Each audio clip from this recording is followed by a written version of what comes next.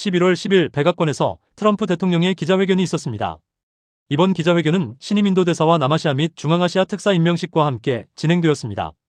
트럼프는 또한 중산층 및 저소득층에게 약 2,000불의 배당금을 지급할 것이라는 핵심 정책을 발표했습니다. 지금부터 한글 번역본과 함께 전체 영상을 시청하시겠습니다.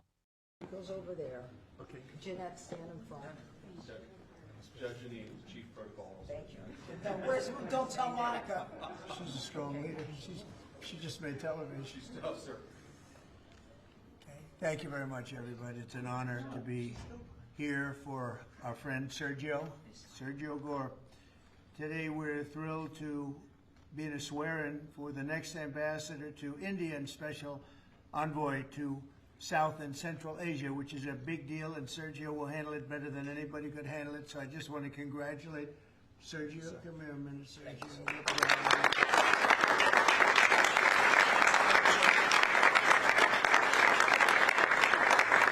So we are honored to be joined this afternoon by our great Vice President, J.D. Vance. Thank you, J.D. Secretary of State, Marco Rubio. Thank you, Marco. Secretary Scott Bessent, who's doing a great job. Attorney General Pam Bondi. And U.S. Attorney Janine Pirro.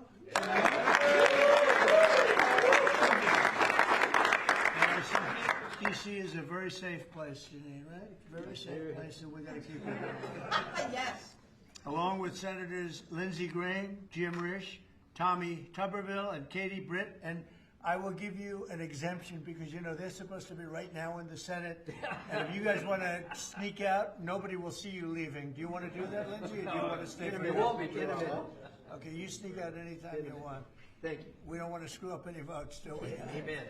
Okay, thank you. Thank you for being here. But we're also very honored to be joined by Mrs. a very special woman who I unfortunately have seen a lot of lately on television for the wrong reasons.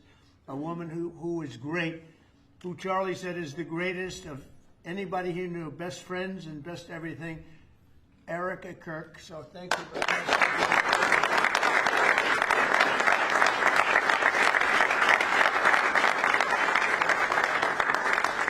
And as Erica knows, another special woman, Laura Ingram.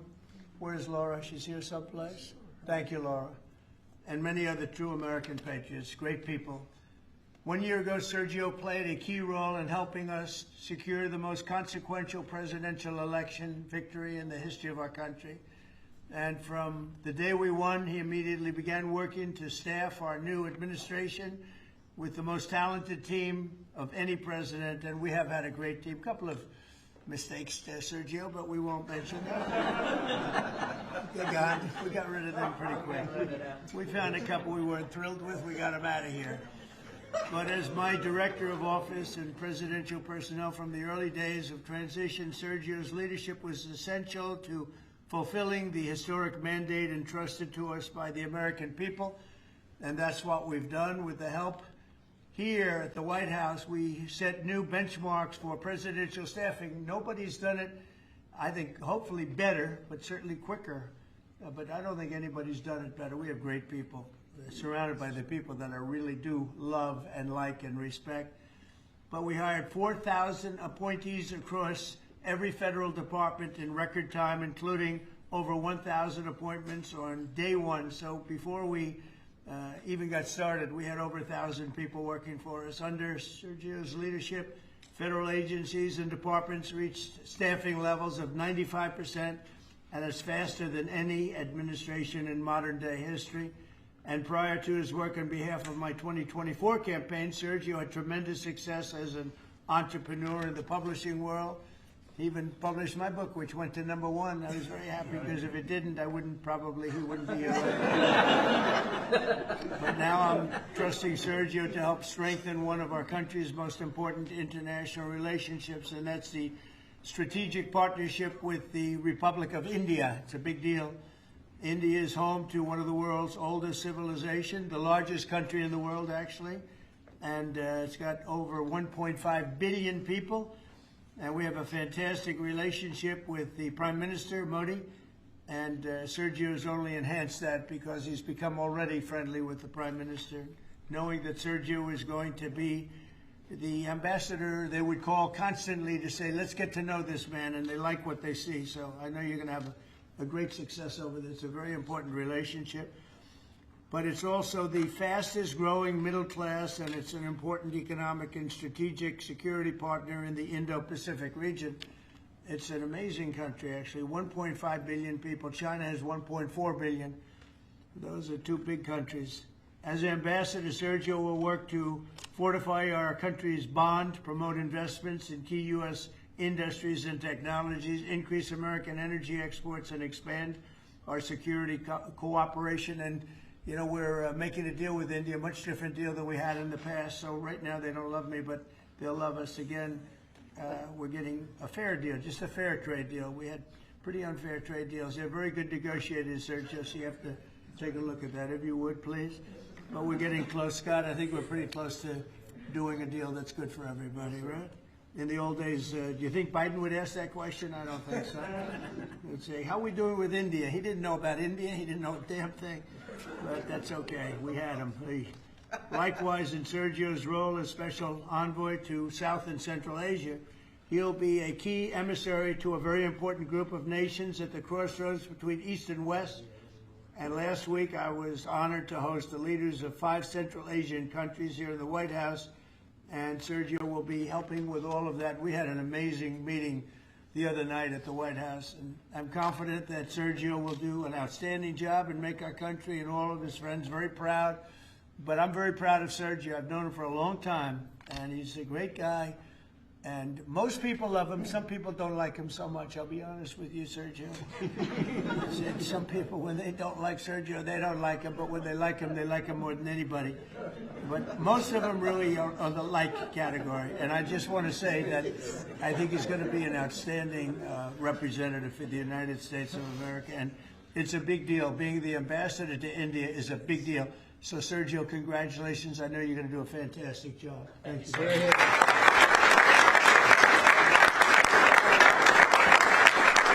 Mr. Vice President, swear in. All right, okay. Swear him in here. Left hand on, right hand out. Thank you. Thank you, Judge. I appreciate the assistance. We have such a crowd here, you think we're swearing in a vice president. Okay. Please repeat after me. I, Sergio Gore, I, Sergio Gore, do solemnly swear swear that I will support and defend the Constitution of the United States that I will support and defend the Constitution of the United States against all enemies, foreign and domestic, against all enemies, foreign and domestic, that I will bear true faith and allegiance to the same, that I will bear true faith and allegiance to the same, that I take this obligation freely that I take this obligation freely without any mental reservation without any mental reservation or purpose of evasion, or purpose of evasion, and that I will well and faithfully and that I will well and faithfully discharge the duties discharge the duties of the office on which I am about to enter. of the office of which I'm about to enter. So help you God. So help me God. Congratulations, Mr. President.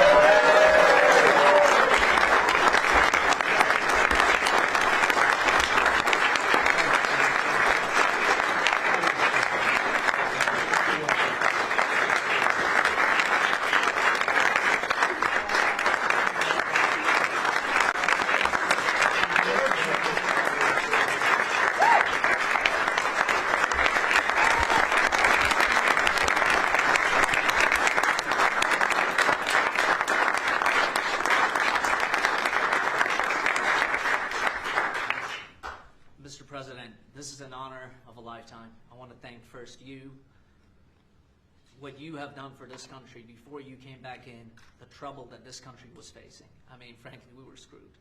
What you have achieved in 10 months has been historic, has surpassed any other presidency, and I fully believe what you will achieve in the next 3 years will never be beaten. So it has been an honor to serve you. I've been at your side for many years. I will continue to be there.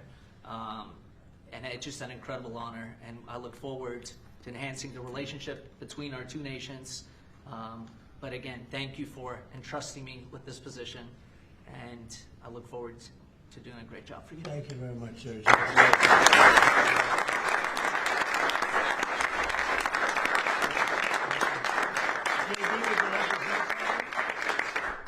you, sir. First of all, congratulations, Sergio. You're going to be a great ambassador, a great representative to the country of India, which the President and I both love. As a lot of you know, Sergio was a critical piece of what made the first 10 months such a great success. Obviously, the President's leadership is the most important thing, but you can't do a whole lot unless you've got good people around you. And Sergio did as much as anybody to ensure that the White House was staffed with the very best people, people who were loyal to the President, loyal to the country, and loyal to the agenda that we're trying to implement. So thank you all for being here. I think it's a great testament to you, Sergio, that you got multiple cabinet secretaries, Erica Kirk, the President of the United States. This crowd will not turn out for just anybody, but it turned out for Sergio Gore. You're going to do a hell of a job, man. Congratulations.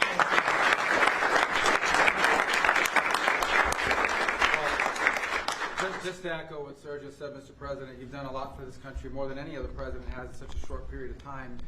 And part of that is putting together a phenomenal team. And I know Sergio was instrumental in helping you achieve that. And so we think he'll do a great job. This is a very impressive collection of people. There are almost 1.5 billion people in the Oval Office right now. but Sergio's going to do a phenomenal job. Those of us who've known him, so many of his friends that are here and family as well, that know how hard he works, 24 hours, 7 days a week. And that's what it takes to work in this administration, because of how much you're pushing our country forward around the world and here at home. And we know Sergio will do a great job. So congratulations, Sergio. You're going to do a phenomenal job. Thank you. Thank you. Janine, please. Well, I'm very proud to be here with Sergio, my friend, who's been my friend for many years. He is someone who is loyal, he is trustworthy, and he works as hard as anyone I know. And Mr. President, there is in this room a group of people who love you, who believe in you, and who are so proud to be in this Oval Office and to be part of this amazing day, because you have changed the course of America. You, and thank you, Sergio, for what you've done. God bless you both. Thank you.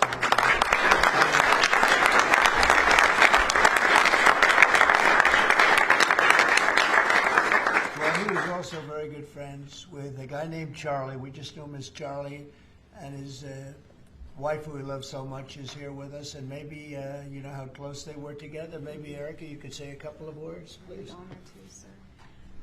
Charlie loved you. It's hard not to get emotional because I know that he would have been the first phone call when he found out that you were going to be taking this position. And the way that I was able to witness the two of you work together for years and to champion and support the president was absolutely humbling to witness. And I am so proud of you. And Charlie is going to be with you every single day. In spirit, and I will be praying for you every day, because I know that this is just the beginning of an incredible opportunity for you. And sir, thank you for allowing Sergio to have this beautiful moment. Thank you very much. Thank you, Charles. And that man's watching over us right now, right? Okay. Any questions? You mentioned Senator Sergio, Mr. President. Do you personally approve of the deal that's happening right now on Capitol Hill to end the government shutdown? Well, it depends what deal we're talking about. But if it's a deal I heard about, that's certainly, you know, they want to change the deal a little bit. But I would say so. I think based on everything I'm hearing, they haven't changed anything. And we have support from enough Democrats.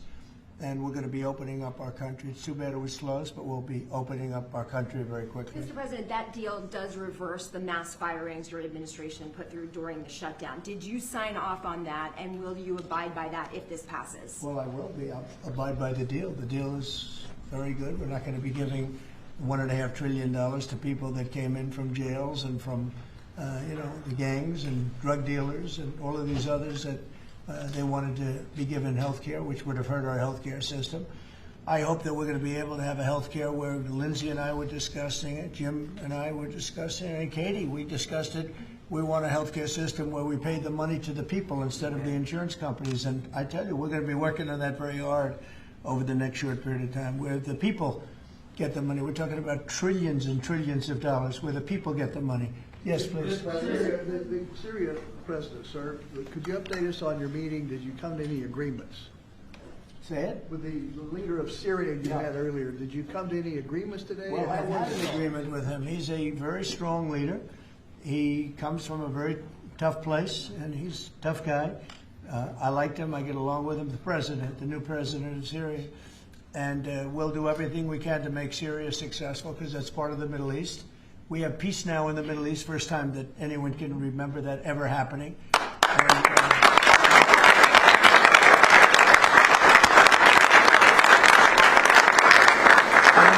Syria is a very big part of the Middle East, very important part.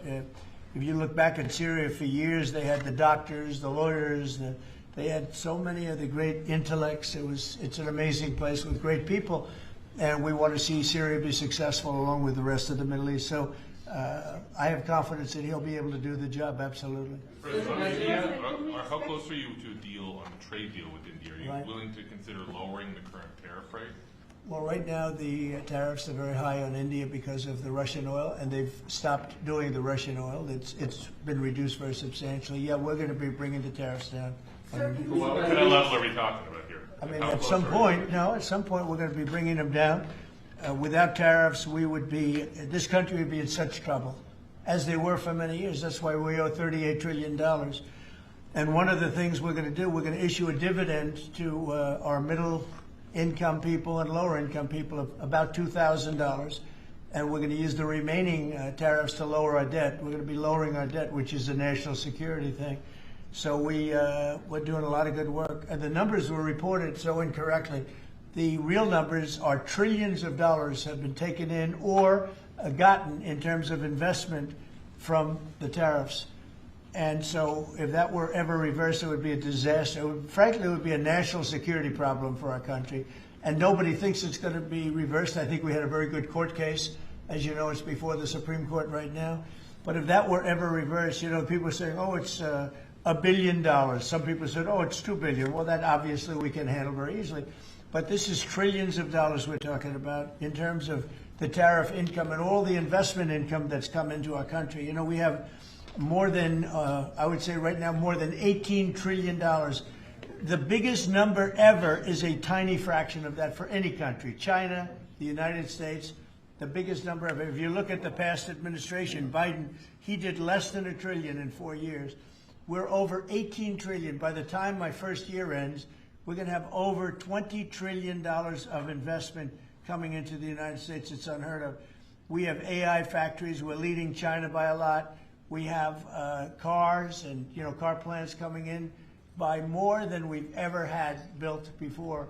All of that would go away if we lose the tariff case. So all of it would go away. So they're not giving the right numbers. It would be an economic disaster. It would be a national security disaster if we lost the case in the Supreme Court. Daniel? Can we expect tariff rebate? This is an idea that you've been talking about for months. This is going to directly and positively impact millions of Americans. Why was this important for you to do, and when can Americans expect that rebate? So I've been talking about it for a long time, the dividend to people that have suffered under the Biden administration. So Biden had the highest inflation in history, and we now are at a very low point. We're going to be hitting 1.5% pretty soon. So we're at a low point, and he was a high point. We did that. Food prices are way down. It's all coming down. And the biggest decrease, of course, is energy. And, as goes energy, goes everything else. Because when energy comes down, the oil, the electric, I think you're going to see $2 gasoline or something very close to that. In fact, we're already in the twos. But I think you're going to be seeing very soon $2 gasoline. That's like the equivalent of a massive tax cut. But in addition to that, the great big beautiful bill gives you a very, very big tax cut. And then you have no tax on tips, no tax on Social Security, and no tax on overtime for the middle income and for even, frankly, anybody. But you have no tax, and the no tax on tips has turned out to be a tremendous thing. But when you think no tax on tips, no tax on overtime, and no tax on Social Security for our seniors, it's the great big beautiful bill, which has been mischaracterized. But now people they don't want to talk about it because it's so good, the enemy, because it's so good for everybody. It's the greatest piece of legislation ever passed in the history of our country in terms of size. And hence they call it the big beautiful bill, or the one big beautiful. I call it the great big beautiful bill. It's an amazing bill for the middle class. It's an amazing bill for jobs. We've never passed anything like it. And in my first administration, so we had the greatest economy. Everything was good, but we're really outdoing it this time because we have investments coming in largely because of tariffs. And I think because of November 5th, the election result. But we have investments coming in like we've never had before. The deal in the shutdown, Mr. President, includes a vote. Behind you, Caitlin, behind you. Thank you, Caitlin. On Syria, can we expect an announcement on a pact between Syria and Israel, or an announcement on them joining the anti-ISIS coalition? Yeah, you can expect some announcements on Syria. We want to see Syria become a country that's very successful, and I think this leader can do it. I really do. I think this leader can do it. And people said he's had a rough past. We've all had rough pasts. But he has had a rough past, and I think, frankly, if you didn't have a rough past, you wouldn't have a chance. He gets along very well with Turkey, with President Erdogan, who's a great leader. Erdogan's a great leader, and very much in favor of what's happening in Syria. We have to make Syria work. Syria is a big part of the Middle East, and I will tell you, I think it is working and really well. We're working also with Israel on, getting along with Syria, getting along with everybody. And that's working amazingly. As you know, Hamas has given us back numerous bodies. It sounds pretty gruesome, but it's something the parents want more than if their son had been living. Hard to believe. I've seen all of the parents, so many of the parents, and getting back the body of their son, their dead son, is as vital to them, as important to them, as if the boy was generally the boy. The boy was alive. And as you know, over the last 4 or 5 days, we've gotten a lot of the additional bodies that they said they were going to. They've worked very hard to do that. So we have peace in the Middle East. It's a great thing, and nobody's ever seen anything quite like it. After your meeting with the Syrian president today, Mr. President. Last week about your talks with Switzerland. We're reporting that you're near a deal that would lower their rate to 50%. With Switzerland? Yeah. We're working on a deal to get their tariffs a little bit lower because 15% is what we're hearing? No, I haven't said any number, but we're going to be working on something to help Switzerland along. We hit Switzerland very hard. We want Switzerland to remain successful, and we're a part of Switzerland in the sense that they've been a very good ally. Yeah, we're working on them and some others, and we're working on others to increase them a little bit too. How close is it with Switzerland? Switzerland? What, do you have something to do with Switzerland? No, I'm just He wants to buy a watch. He wants to buy a watch. He wants to buy a nice watch. He's a cheese. He wants to buy a nice Rolex. Right? We'll give Rolex some publicity. Because Rolex has they've been very nice, No, look, it's a beautiful country. It's a small country, but economically very big. So we're working on something. Caitlin? After a meeting with the Syrian president earlier today, Marjorie Taylor Greene, who is a big ally of yours, said that she would rather see you focused on nonstop domestic policy meetings here at the White House instead of nonstop foreign policy meetings. What's your response to her saying that, and also saying that grocery prices are up and not down, as you've said? Yeah, so I don't know what happened to Marjorie. She's a nice woman, but I don't know what happened. She's lost her way, I think. But I have to view the presidency as a worldwide situation, not locally. I mean, we could have a world that's on fire where wars come to our shores very easily if you had a bad president. We had a horrible president, and we ended up with Russia-Ukraine, and we ended up with other disasters, too. Don't forget, I put out 8 wars, 9 to come. I think I'll get the other one taken care of. But I put out 8 wars, and look at the damage that Russia-Ukraine has done to us as a country. I mean, we spent $350 billion. We're not spending any money anymore. Now they pay us through NATO. I got NATO to go from 2% to 5%. Well, that's very important. When you're president, you really sort of have to watch over the world because you're going to be dragged into it. Otherwise, you're going to be dragged into a world war. I think if I weren't president, first of all, that war would have never happened if I was president. And if I weren't president, that war could have led to World War III. It won't. It's not going to anymore. But when I first got in, I said, wow, this situation could lead to World War III. And I got NATO together. I got everybody together. But with all of that, I passed a great, big, beautiful bill, which is the biggest tax cuts in the history of our country. So when somebody like Marjorie Taylor Greene, who's now catering to the other side, I don't know what, I guess she's, got some kind of an act going, but I'm surprised at her. But when somebody like Marjorie goes over and starts making statements like that, it shows she doesn't know. I don't devote a lot of my time. Let me give you another example. China. China was going to hit us with rare earth. Now, everybody says, oh, what does that mean? Magnets.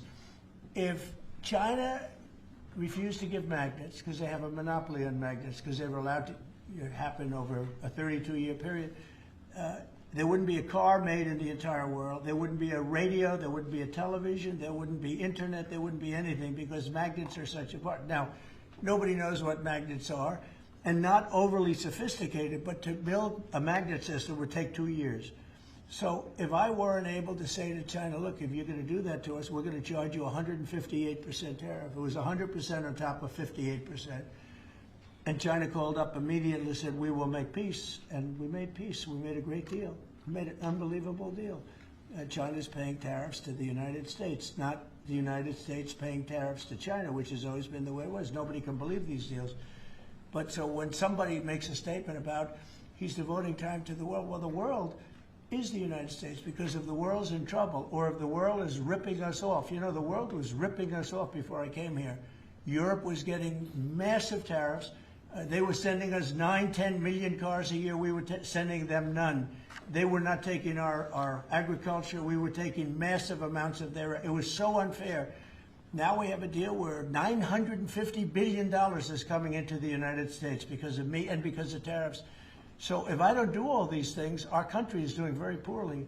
So, you know, it's easy to say, oh, don't worry about the world. But the world is turning out to be our biggest customer. The world was on fire. And we could have been in that fire very easily if you didn't have a president that knew what he was doing. Can you guarantee to Americans that travel is going to go back to normal once the government all the air travel better than normal. You know why? When the government reopens. Yeah, sure. It'll be much better than normal because we're buying the most sophisticated avionics and, you know, technology for our control towers. And we didn't have that. We had a guy named Buttigieg. Edge, they say, is the best way. Just say two edges, like off the edge of a cliff, which is where they were taking us, by the way.